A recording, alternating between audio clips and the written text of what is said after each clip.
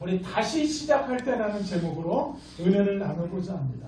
우리는 무엇인가 잘못되면 다시 시작을 해야 돼요. 시작이 바르지 못하면 과감하게 그것을 스톱해야 돼요. 아까워도요, 미련이 남아도 다시 시작해야 합니다. 무시하고 진행하면 결국 끝에 가서 허물어야 되는 그런 일들이 생겨요. 그러니까 좀 시작이 잘못되면 아까워도 미련이 생겨도 어떻게 해야 된다고요? 다시 시작을 해야 돼요. 시작하지 못하면 마무리를 할 수가 없는 거예요. 그래서 어떻게 그 시간들이 후회스러운 거예요. 그러니까 후회하기 전에 빨리 정리해야 된다. 1장은 가데스 바네아 사건은 실패로 돌아갔다라는 것이 1장의 핵심입니다. 2장은 하나님은 이스라엘 백성들에게 가나안 땅으로 진격하면서 에돔, 모압, 암몬 족속의 땅은 차지하지 말라고요. 자, 하나님은 2장 전체를 보면 어떤 땅은 차지하라고 그러고 어떤 땅은 차지하지 말라고 설명을 하고 있어요. 그 이유가 뭘까? 성경은 그 이유를 우리에게 밝혀주고 있어요. 오늘 2장을 살펴보면서 그 이유가 뭔지 한번 찾아봤으면 좋겠어요. 5절에 보니까 에돔, 9절에 보니까 모압, 19절에 보면 암몬 자손의 땅은 차지하지 말라. 그들과 다투지도 말고 싸우지도 말고 괴롭히지도 말라는 말이 계속 2장에 반복하고 있습니다. 왜 하나님은 암몬과 에돔과 모압 자손의 땅을 차지하지 말라고 했을까요? 왜 그들하고 다투지 말라고 했을까요?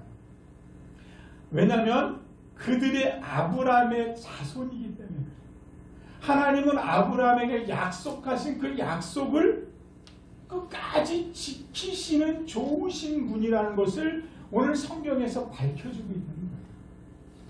다른 말로 하면 우리의 가족이니까 가족은 건드리는 거 아니잖아요. 맞죠? 가족은 상처받게 하면 아니에요.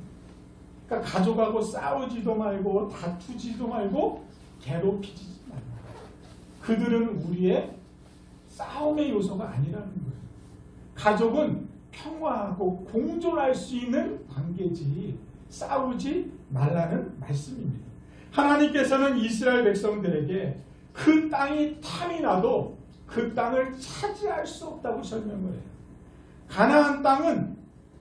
그러나 가나안 땅은 공격해서 차지할 수 있는 땅이라고 설명하고 있죠. 하나님은 참 이상해요. 변덕스러운 것 같아요. 그죠? 어떤 땅은 차지하라기도 하고 어떤 땅은 차지하지 말라고 하고 그 이유는 성경을 읽어가면서 한번 살펴보겠습니다.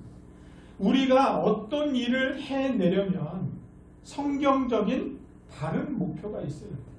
우리가 무슨 일을 계획하거나 무슨 일을 시도할 때 보면 항상 성경에 바른 기준이 있어요. 세상 사람들이 옳다고 해서 그 일을 행하는 것이 아니에요. 왜냐하면 우리는 따라합시다. 그리스도인들이기 때문에 그래요. 우리는 그리스도인이기 때문에 세상의 방법을 따라가지 않아요. 세상이 추구하는 것을 추구하지 않아요.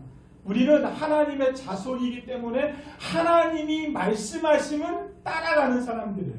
아멘이십니까? 우리는 하나님이 하라는 일을 하는 사람들이에요. 세상과 구별되는 거죠. 그래서 우리를 보고 세상과 구별됐다고 표현하는 거예요.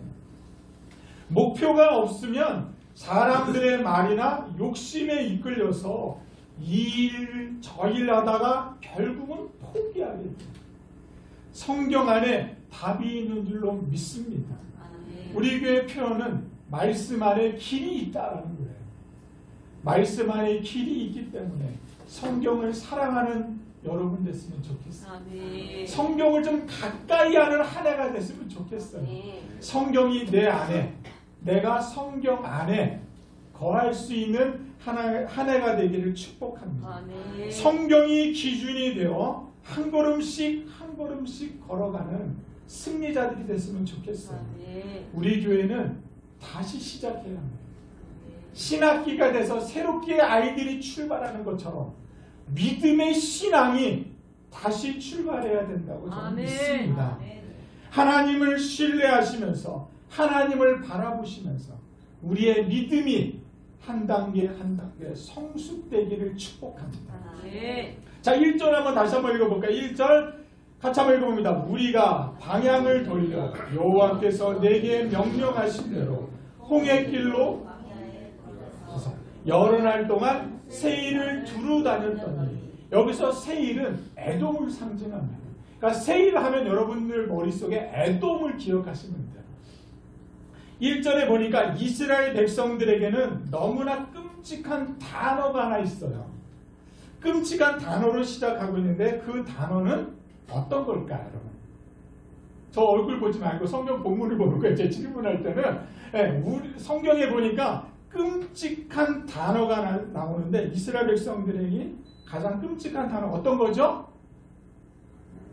방향을 돌려라는 거예요. 개역 한글에 보면 회정하여라는 말로 나오거든요. 개역 개정판에 보니까 우리가 방향을 돌려서 어디로 가야 되죠? 광야로 다시 들어가야 돼요. 얼마나 끔찍해. 40년 동안 광야에서 헤매고 있었는데 다시 광야로 들어가라니까 얼마나 끔찍하겠어요. 사실 하나님의 계획은요, 출애굽한 지 한 달 만에 가나안 땅으로 데리고 들어가는 게 하나님의 계획이었어요. 잠시 이들을 훈련하고 가나안 땅에 데리고 들어가려고 했는데 그런 일들이 아닌 거예요. 그들은 왜 그러냐면 그들은요, 하나님이 가나안 땅에 들어가라고 찾아라고 그랬는데 이스라엘 백성들이 그렇지 않았잖아요. 그들은 사람을 먼저 보내서 정탐하게 하자 어느 길로 가야 할지 어디로 들어가야 될지 그 길을 살펴보자라고 했잖아요. 그런 가나안 땅이 어떤 곳인지 정보를 수집하는 것이 더 좋지 않겠느냐 라고 해서 모세가 그것을 받아들여요. 그래서 이스라엘 백성의 각 지파 12명이 가나안 땅을 정탐하기 시작했어요. 그래서 돌아와서 그들이 보고하는 문제가 생기잖아요. 이것이 문제가 되었어요. 그래서 모세가 이스라엘 백성들에게 나도 그 땅에 못 들어간다라고 하잖아요. 너희들 때문에 나도 그 땅에 못 들어간다. 그리고 또 뭐라 그랬죠? 그들은 가나안 땅은 자신들의 힘으로는 절대 차지할 수 없는 땅이라고 그들이 고백했어요. 가나안 땅은 아낙 자손이 사는 거인들이 살기 때문에 우리의 힘으로는 도저히 그 땅을 차지할 수 없다. 그래서 그들이 후퇴를 하기 시작하죠. 지도자를 다시 세워서 우리가 애굽으로 돌아가자라는 이야기를 하잖아요. 그래서 이스라엘 백성들이 각 가정으로 다 돌아가서 통곡하고 좌절하는 내용이 가데스바네아 사건입니다. 이 한 번의 불신앙으로 그들은 40년 동안 가나안 땅에 방황하는 대가를 지불해야만 했습니다. 40일이면 광야 생활을 마치고 가나안 땅에 들어갈 수 있었어요. 그러나 그들은 하나님의 말씀에 불순종하여 40년 동안 대가 지불을 관여했습니다. 그런데 불신앙으로 40년을 광야에서 더 살게 되었다라는 거죠. 얼마나 후회스러울까. 여러분, 불신앙이 그렇게 무서워요. 하나님의 말씀에 순종하면 한 달 안에 가나안 땅에 들어갈 수 있었는데 하나님의 말씀에 불순종하니까 40년이라는 방황의 세월을 맞습니다. 이 세상이 아무리 지혜롭더라도요, 세상을 바라보지 말기를 축복합니다. 세상이 아무리 현명하고 세상이 아무리 똑똑하다고 해서 하나님보다 똑똑하지는 않습니다. 여러분, 그 사실을 믿으시기를 축복합니다. 아멘. 이 세상을 창조하신 그분, 이 세상을 다스릴 수 있는 전능하신 그분, 우리 그분을 바라보는 여러분 되기를 축복합니다. 아멘. 말씀에 순종해야 승리할 수 있습니다. 이 세상을 살아가면서 우리도 하나님의 말씀에 불순종하면 내 삶이 그만큼 후퇴해야 돼. 내 삶이 그만큼 바깥 지불을 해야 돼. 목사님께서 여러분들에게 주시는 귀한 생명의 말씀은 하나님이 여러분들에게 주시는 이 성경의 말씀들을 여러분들이 가까이 하면서 하나님 말씀에 순종하는 역사가 있기를 축복합니다. 그러면 이 40년의 광야 생활이 과연 지옥 같았느냐라는 거예요. 다시 방향을 돌려서 광야로 가는 그 길이 이스라엘 백성들에게 지옥 같았느냐라고 질문할 수 있잖아요. 끔찍하니까. 근데 성경은 그 길이 40년의 길이 지옥이 아니었다라는 것을 2장에서 살펴주고 있습니다. 교회에서요, 여러분들 비유를 들면 교회에서 이게 수련회를 하잖아요. 교회에서 수련회를 할 때 일부러 깊은 산속에 가요. 사람의 인적이 드문 곳으로 수련회를 갑니다. 황량한 곳이지만 하나님이 우리와 함께 하시기 때문에 그곳이 황량하지가 않아요. 여러분 다 수련회 가면 수련회를 도시에 가진 않잖아요. 시골에 가요. 인적이 드문 데 가요. 밤에 보면 별만 보여요. 아무것도 안 보여요. 근데 그곳에서 우리가 찬양을 하고 기도를 하고 말씀을 들을 때 우리의 마음이 은혜를 받잖아요. 그러니까 이 광야의 길이 하나님이 그들과 함께 하시는 길이 지옥이 아니었다라는 것을 설명해 주고 있는 거예요. 이처럼 이스라엘 백성들이 방향을 돌려 광야로 들어간 것은 은혜였다라는 겁니다. 40년 동안 하나님의 기적은 그들과 계속 있었어요. 하나님은 여전히 그들을 보호하고 계세요. 불순종했지만 하나님의 사랑은 그들과 함께 있었음을 성경은 우리에게 말씀하고 있습니다. 여러분 실패했다고 해서 걱정하지 마세요. 하나님이 여전히 여러분들과 함께 하시는 줄로 믿습니다. 네, 아멘. 우리 사모님 이 다리 수술하면서 목사님하고 저하고 통화하면서 그런 얘기를 했어요. 목사님 많이 힘드시죠? 그랬더니 아니라 이것을 통해서 하나님의 나에게 말씀하시니까 몸은 좀 힘들어도 막 케어해야지 이렇게 좀 몸은 좀 불편하고 그래도 하나님이 내게 주신 은혜가 있다라고 이야기하더라고요. 여러분 이런 은혜를 놓치지 않게 되기를 축복합니다. 하나님은 여전히 여러분과 함께 하세요. 고난은 있지만 그 고난을 이겨낼 수 있는 힘이 하나님께로 나오는 줄로 믿습니다. 아멘. 그 기간이 얼마나 은혜인지 모르는 거예요. 그 기간을 잘 승리하면 나에게 간증이 되는 거예요. 이스라엘 백성들은 40년 동안 세상이 어떻게 돌아가는지 전혀 알 수가 없었어요. 아무것도 그들에게 없었기 때문에 세상이 어떻게 돌아가는지를 알 수가 없어요. 여러분 수련의 기간에 보면 핸드폰도 다 반납하고 들어가잖아요. 수련회 때. 그러면 세상의 소식을 우리가 아무것도 못 들어요. 우리 집에 누가 아팠느니, 엄마가 쓰러졌느니, 자식이 쓰러졌느니, 뭐 홍수가 나서 사람이 다쳤느니 그런 거 아무 정보를 들을 수 없어요. 그 안에서 하나님을 찬양하고 예배하고 기도하다 보니까 수련회 끝나고 가정에 돌아오고 세상에 나와보니까 어떻게 해요? 우리의 문제들이 다 해결된 것을 볼 수가 있었어요. 내가 할 수 있는 거 아무것도 없었어요. 나는 정보가 없으니까 아무 소식을 못 들으니까 오직 3박 4일 동안 때로는 일주일 동안 그곳에서 하나님과 함께 찬양하고 기도하고 말씀 듣다 보니까 내 문제가 저절로 해결되는 것을 볼 수가 있었습니다. 이스라엘 백성들도 마찬가지라는 거예요.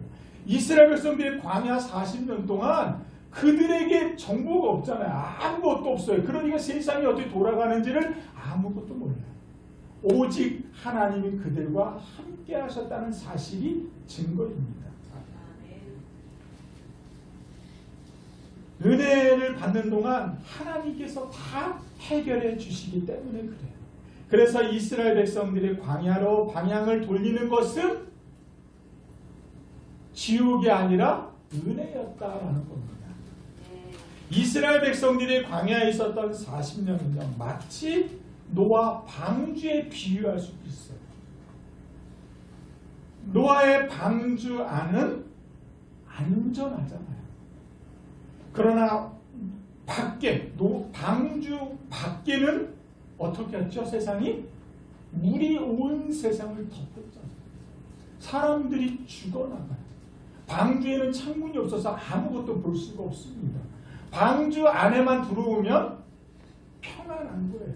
근데 방주 밖에는 혼란스러운 거죠. 그러나 방주 안에는 은혜가 있고 평화가 있습니다. 하나님의 백성들은요 어디에 가든지 어디에 있든지 하나님의 은혜가 있는 줄로 믿습니다. 아멘이세요? 하나님이 계시는 곳에 항상 은혜가 있습니다. 병원에 입원해 있어도 군대가 있어도 하나님이 우리와 함께 하십니다. 사업이 잘 안 돼서 새방살이에도 그곳에 하나님이 계시는 줄로 믿습니다. 아멘이 안 나오는 거 보니까 그거는 싫은가 봐요. 하나님이 내 삶이 어떤 환경에 있든지 간에 그분은 우리와 함께 하십니다. 임마누엘 되신 그분, 신명기 1장에서는 그분은 항상 우리보다 앞서 행하시는 분이세요. 하나님은 신실하시기 때문에 하나님의 약속은 끝까지 지키시는 분이세요. 우리는 약속을 잘 지키지 못해요. 내가 그 약속을 했는지 안 했는지 기억도 잘 못해요. 그러나 그분이 말씀하신 한마디 한마디는 다 이루어지고 있다는 거예요. 그분은 그 약속을 지키시기를 원하고 있다는 거예요. 그것을 믿으셨으면 좋겠습니다. 좋으신 하나님은 우리와 항상 함께 하시는 줄로 믿습니다. 옆에 사람한테 다시 한번 인사하겠습니다. 당신에게 하나님의 약속이 있습니다.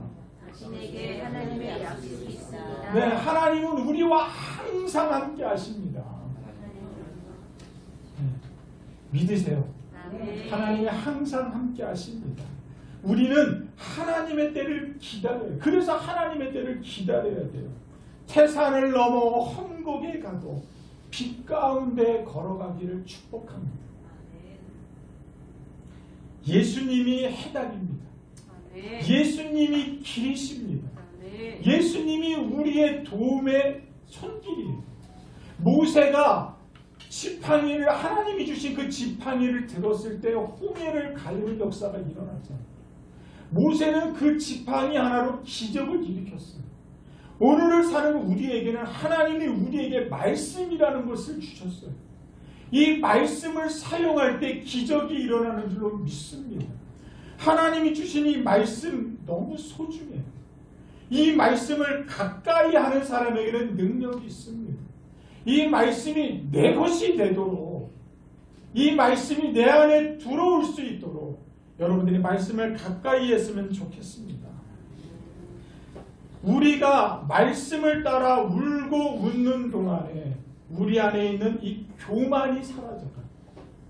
말씀을 자꾸 가까이 할수록 내 안에 있는 욕심이 자꾸 녹아들어요.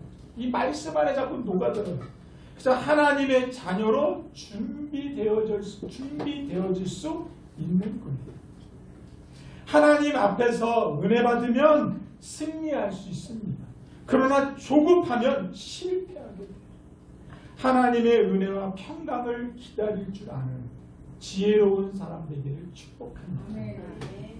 이스라엘 백성들이 가나안 땅으로 진격하면서 첫 번째로 만난 족속이 에돔 족속이에요. 자, 5절 같이 한번 읽어볼까요? 5절 자 한번 읽어봅니다. 그들과 다투지 말라. 그들의 땅은 한 발자국도 너희에게 주지 아니하리니 이는 내가 세일산을 에서에게 기업으로 주었습니다. 여러분, 에서가 누구의 형이죠? 야곱의 형이에요. 그러니까 세일산이 나오면 무조건 에돔이라고 생각하면 돼요. 6절도 한번 읽어볼까요? 6절 너희는 돈으로 그들에게서 양식을 사서 먹고 네. 그 당시에도 물을 돈 주고 사서 먹었네요. 오늘만 사서 먹는 게 아니네요. 하여튼 보니까 이스라엘 백성들이 가나안 땅을 진격하면서 첫 번째 만난 족속이 에돔 족속입니다. 하나님은 에돔 족속과 싸우지 말라고 해요. 다투지 말라고 해요. 하나님은 에돔 자손들에게 분명하게 말씀하셨습니다. 에돔은 정복의 대상이 아닌 평화, 공존해야 된다는 거예요. 왜냐하면 가족이 야곱의 형이잖아요. 하나님께서 그들에게 이미 기업으로 주셨기 때문에 그 땅을 차지할 수 없다고 말씀해요. 이 말씀을 통해서 무엇을 말씀하려고 하는 걸까요, 여러분?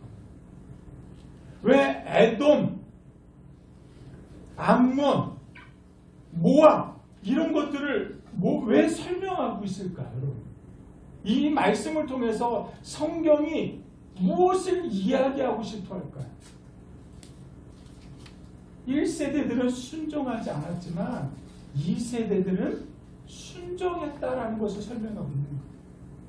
하나님이 그 땅을 주지 않았기 때문에 차지하지 말라라는 말씀에 이스라엘 백성들이 순종했다라는 거예요.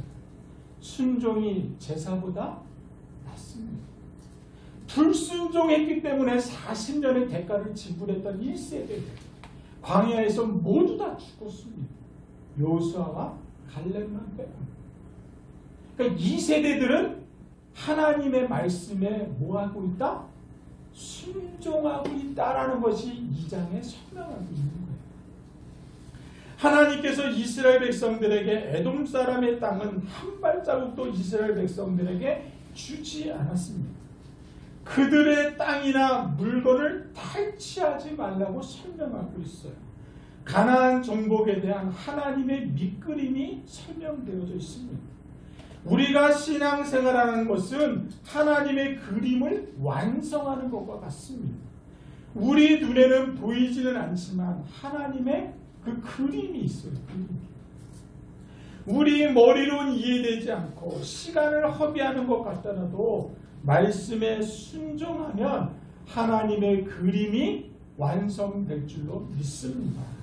이스라엘 백성들은 애굽을 나올 때 애굽 사람들로부터 금과 은과 보화를 가지고 나왔어요. 광야에 있다 보니까 그 은과 금과 보석을 쓸 수가 하나도 없는 거예요. 여러분 광야에 뭐가 있겠어요? 사 먹을 게 하나도 없죠. 광야에는요 아무것도 없어요. 광야 생활에 사치할 일이 아무것도 없다는 거예요. 화장할 필요도 없어요. 여성분들 화장할 필요도 없어요. 화장품 살 돈 광야에서는 아무것도 쓸 필요도 없어요. 화려한 옷을 살 이유도 없어요. 광야에서는 만나만 있으면 돼요. 그러니까 이스라엘 백성들은 돈 쓸 일이 하나도 없었습니다. 그러나 에돔 땅에서는 돈 쓸 일이 생겨진 거예요. 그래서 하나님이 에돔 사람들에게는 돈을 주고 양식을 사서 먹으라. 물을 마실 때에도 돈을 주고 사서 먹어라 하고 말씀하고 있는 거예요. 하나님께서는 에돔 족속과 다투지 말고 돈을 주고 후하게 주고 사서 먹으라는 거예요.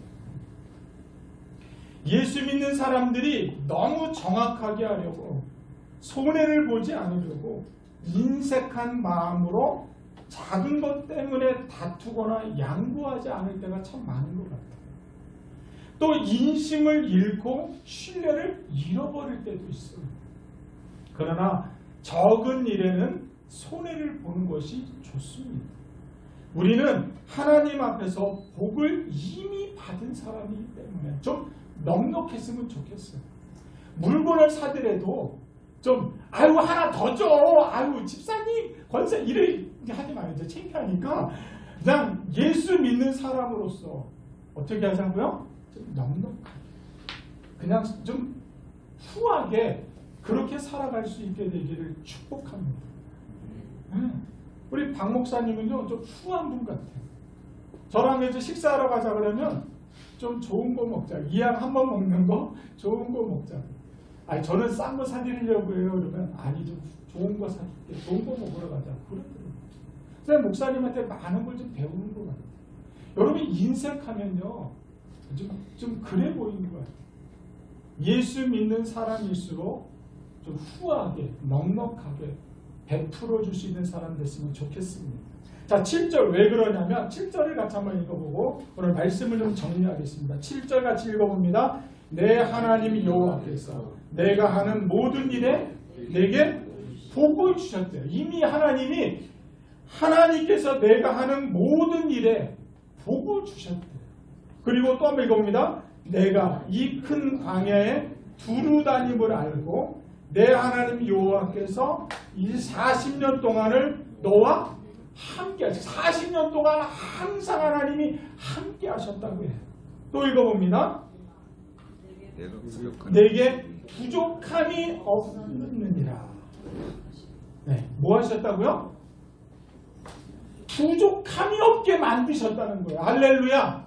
우리 하나님이 40년 동안 그들과 함께 하시면서 그들에게 부족함이 없게 만드셨다는 거예요. 그런 하나님이 오늘 저와 여러분들을 가만두시겠어요? 하나님 믿는 그 순간, 내가 예수를 구주로 고백한 그 순간 하나님은 이미 여러분들에게 후하게 주셨어요. 여러분들에게 부족함이 없도록 하나님이 채워주셨어요. 근데 내 욕심이 있다 보니까 자꾸 인색해지는 거예요. 이미 충분히 하나님이 주셨기 때문에 절제하고 만족하게 하고 자족할 줄 아는 저와 여러분 되시기를 주님의 이름으로 축복합니다. 하나님은 에돔 외에도 모압, 암몬 같이 동일하게 이렇게 해주셨다는 거예요. 그리고 24절 마지막 절을 보면, 자 같이 24절은 여러분들 성경을 한번 보고 읽겠습니다. 여러분 성경 신명기 2장 24절 한번 읽어봅니다. 너희는 일어나 행진하여 아르논 골짜기를 건너라. 내가 헷스본한 아모리 사람 시온과 그의 땅을 내 손에 넘겨주셨은즉 이제 더불어 싸워서 그 땅을 차지하라고 말씀하고 있습니다. 이 세 족속은 가족이고 하나님이 아브라함에게 이미 약속하신 그 민족이기 때문에 하나님이 그들을 지키고 보호하시겠다는 내용입니다. 이 뒷부분은 26절부터 이 뒷부분은 하나님이 이제 가나안 땅을 남쪽에서부터 북쪽으로 올라가면서 계속 그 땅을 차지하라는 말씀을 선언해요. 이 말씀에 이스라엘 백성들이 또 어떻게 했다? 순종했다라는 거예요. 순종해서 가나안 땅을 차지할 수 있게 되었다라는 것이 오늘 성경의 내용입니다. 사랑하는 여러분, 하나님의 말씀을 순종합시다. 그 말씀이 저와 여러분을 살립니다. 그 말씀이 여러분의 가정을 살리십니다. 여러분의 가정을 살릴 수 있는 그 말씀을 붙들었으면 좋겠어요. 그 여러분의 직장을, 여러분의 사업을, 여러분이 기경하고 있는 그 지경들을 하나님이 보호하고 계십니다. 그 보호의 손길이 여러분 안에 있다는 것, 하나님 손에 있다는 것을 믿으시기를 바랍니다. 이스라엘 백성들은 하나님께 순종함으로 가나안 땅을 점령했다라는 것이 오늘 메시지입니다. 세상이 아무리 힘들어도 하나님을 가까이 합시다. 이스라엘 백성들이 승리하셨듯이 우리도 승리하게 될 줄로 믿습니다. 우리 같이 승리하자고요. 혼자 하기는 어려워요. 우리 같이 승리해서 십자가 내가 그 십자가를 붙들고 승리하게 되기를 바랍니다.